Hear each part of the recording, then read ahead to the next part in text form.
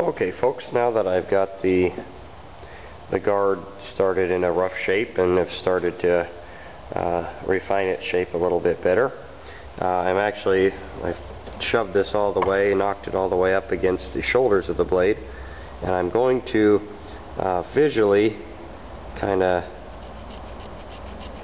scribe in some lines for myself for where the handle should be up to line up with the width of the ricasso, as I mentioned before. And this will tell me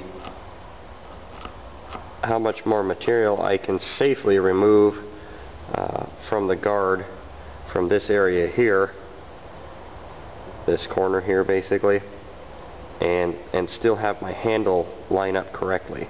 Now I generally won't take it down that far. I'll leave a little bit of extra room until I start getting the blade shape refined a bit better, but for the moment it will give me at least a little bit of a guide to know what's safe and what isn't. So I've got a couple lines scratched. I don't know if you'll be able to see this back one, but it's present, and I will use that to essentially kind of, I guess, eyeball. I'll go ahead and use a Sharpie to do this. Eyeball how far back I can bring this area in the guard and still be safe. Now additionally, while I'm here laying these things out, I am also going to start laying out a little bit of the curvature of the handle and start building in some of that into this guard shape.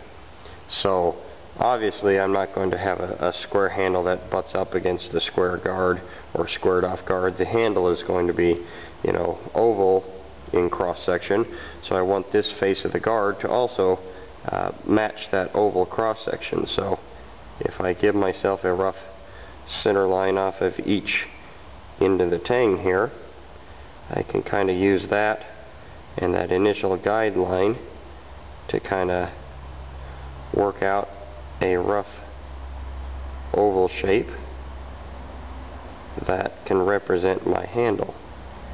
And this will tell me how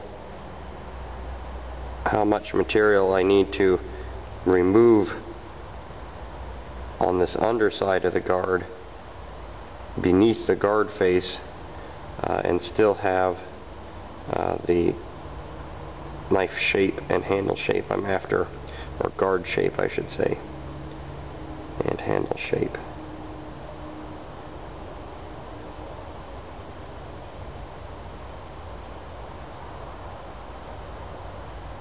So there's a rough outline of what I can do. So I can go ahead and head back over to the small wheel attachment and start pulling off and relieving some more of this material and basically extending this arc, if you will, around the edges.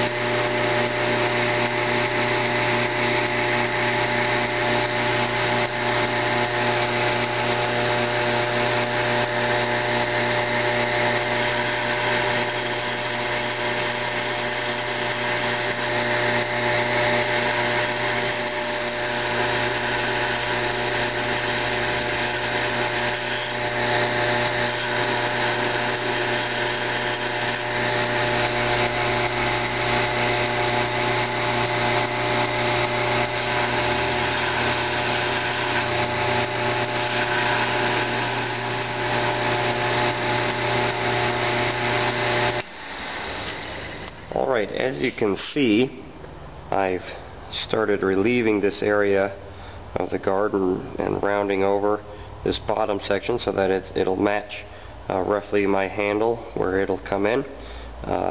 It's still a little bit proud of the base of this ricasso area, but again, I'll slowly keep walking that down in there until I reach that position. But it's always best to take this kind of process quite slowly. Just slowly move things forward as you go. You know, you don't want to grind too much. It's really easy to grind material off, and it's extremely difficult to put it back on once you've ground it off. So it's better to only grind off what you want and not accidentally grind off more than you want.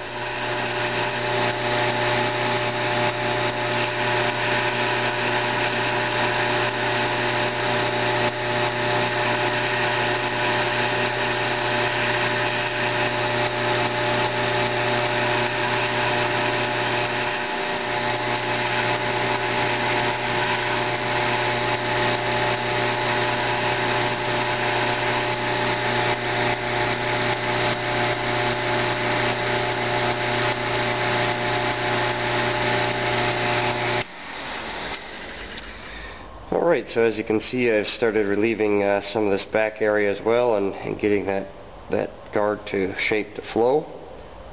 Additionally, I'm going to start walking some of this around and almost developing more of a ridge around this guard, and relieving some of this area and corners on this portion of the guard here. You know, very, very similar to kind of how this guard here is shaped. This almost fluted shape with the radius. This guard won't quite be as extreme as a flute on this back end, and this upper ridge will be much thicker. Of course, the finger guard is going to protrude more than the guard on this knife, but it gives you a little bit of the idea of kind of how this guard was shaped and how I'm going about shaping this guard, slowly removing material to refine that shape until I get it where I want it to be.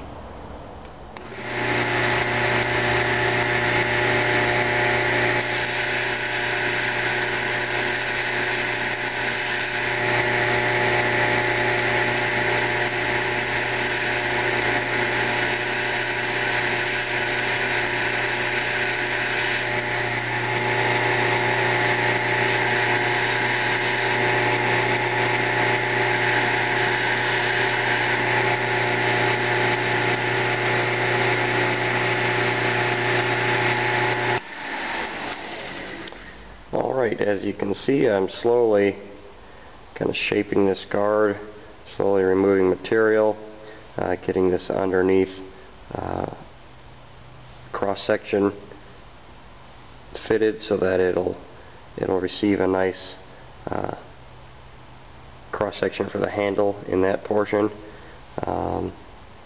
Slowly bringing everything back so that it lines up with the edge of the spine and ricasso. Typically I'll kind of shape my guards relatively rough and get them kind of to this stage, and then go ahead and fit my handle material, and then start refining the guard shape a little bit more, and the same thing with the handle, and slowly bring everything together. So I might grind a little bit more on this guard, refine the shape a little bit more, and then after that it will be time to start figuring out what kind of handle material I want to use for this knife. Pick out a block of wood for it, and we'll start working on fitting the handle after that.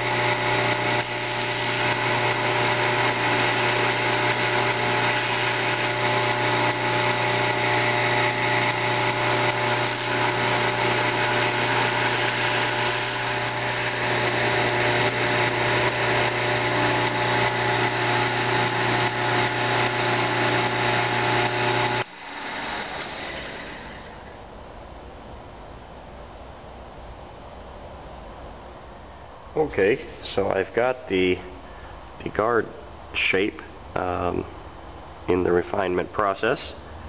You can see it's sort of following the lines of the sketch. It's going to be a little bit different, but sometimes, you know, you modify these things as you go. This is kind of the roughed in shape of the guard that I'll probably leave and start fitting the handle up as the next step. You know, I can still bring this back corner back just a hair, as well as this one, so that the alignment with the spine and the ricasso is good. But for the moment I'll leave a little bit extra there, just because as you shape the handle sometimes you need to tweak things, and again, always good to have extra material if you need it. If you don't, you can always remove it, of course. If you have less material than you need, then you're kind of out of luck and you might have to make a whole new guard. So always leave yourself a little bit of extra room to play sometimes, because more often than not you will need it. So next step is to look through my box of handle woods and pick out what I want for this knife. Folks, so here are a couple boxes that house some of my higher end handle materials.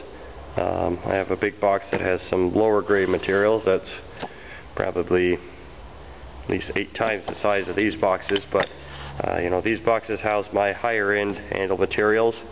You know, between these two boxes and what they hold, there's probably at least a good $800, maybe even $1,000 worth of handle material in this box, in these two boxes.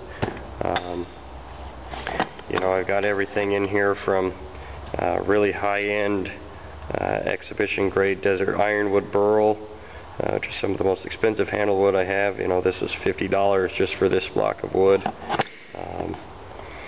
You know, California buckeye burl. Lots of various different burl woods. I really like most burls, so I have quite a few of them. You know, I have some other, you know, quilted maple, curly maple blocks that are stabilized. Few little blocks of some dyed wood, not too much of that. I don't typically use a lot of that. You know, there are some spalted blocks, again, more burl, various pieces of spalted maple and whatnot, all of which is stabilized. So I'll dig through this box and find a handle that, you know, kind of has a good coloration and good, you know, grain structure that I think will go well with this knife and the pattern. You know, similar coloration scheme, something that works well, and also something of the right size for my pattern. And once I get that selected, we'll go ahead and work on fitting that handle block.